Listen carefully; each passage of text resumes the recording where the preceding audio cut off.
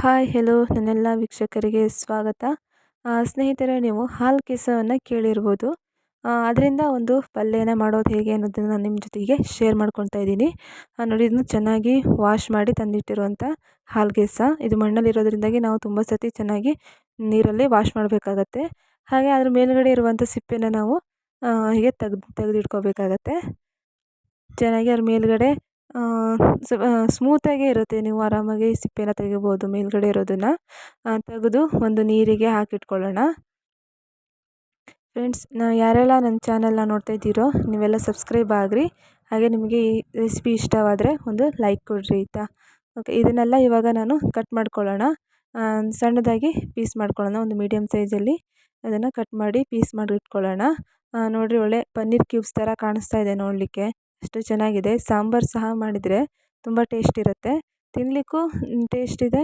ಎಲ್ಲ ಕೆಸುವಿನ ಗೆಡ್ಡೆನ ಸಣ್ಣದಾಗಿ ಕಟ್ ಮಾಡಿ ಒಂದು ಪಾತ್ರೆಗೆ ಹಾಕಿ ನೀರಲ್ಲಿ ವಾಶ್ ಮಾಡ್ಕೊಳ್ಳೋಣ. ಯಾಕೆಂದರೆ ಅದು ಸ್ವಲ್ಪ ನೊಳೆ ನೊಳೆ ಇದ್ದಂಗೆ ಅನಿಸುತ್ತೆ. ಹಾಗಾಗಿ ನಾನು ಅದು ನೀರಿಗೆ ಹಾಕಿ ಒಂದು ಸಲ ವಾಶ್ ಮಾಡ್ಕೊಬಿಡ್ತೀನಿ.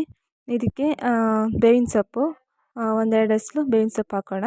ಆಮೇಲೆ ನಿಮಗೆ ಎಷ್ಟು ಖಾರ ನೀವು ತಿಂತೀರೋ ಅಷ್ಟು ಪ್ರಮಾಣದಲ್ಲಿ ಖಾರದ ಪುಡಿ, ಒಂದು ಚಿಟಿಕೆ ಆಗೋಷ್ಟು ಅರಿಶಿಣ, ಆಮೇಲೆ ರುಚಿ ತಕ್ಕಷ್ಟು ಉಪ್ಪು ಹಾಕಿ ಮೊಸರನ್ನ ಹಾಕೋಣ. ಇಲ್ಲಿ ಹುಳಿ ಅಂತ ಬೇರೆ ಎಕ್ಸ್ಟ್ರಾ ಏನೂ ಹಾಕೋದು ಬೇಡ. ಮೊಸರನ್ನ ಇಲ್ಲಿ ಯೂಸ್ ಮಾಡೋಣ. ಅರ್ಧ ಕಡಿ ಕೈಯಲ್ಲಿ ಅದರಲ್ಲಿ ಕಾಲು ಭಾಗದಷ್ಟು ನಾನು ಹಾಲು ಮಾಡಿ ಇದಕ್ಕೆ ಹಾಕ್ತಾಯಿದ್ದೀನಿ. ಇದನ್ನು ಚೆನ್ನಾಗಿ ಮಿಕ್ಸ್ ಮಾಡಿ ಒಲೆ ಮೇಲೆ ಹಾಗೆ ಕುದ್ದು ಬರಲಿಕ್ಕೆ ಇಡೋಣ.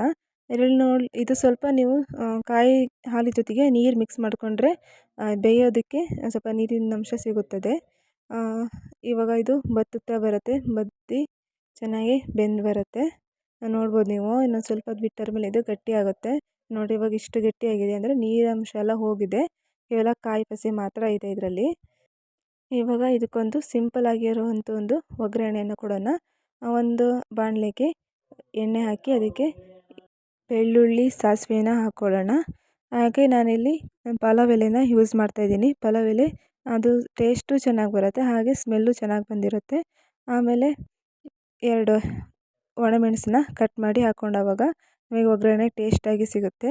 ಆಮೇಲೆ ಕಟ್ ಮಾಡಿರುವಂಥ ಒಂದು ಈರುಳ್ಳಿನ ಸಣ್ಣದಾಗಿ ಕಟ್ ಮಾಡ್ಕೊಂಡಿದ್ದೆ, ಅದನ್ನು ಹಾಕಿ ಫ್ರೈ ಮಾಡ್ಕೊಳ್ಳೋಣ.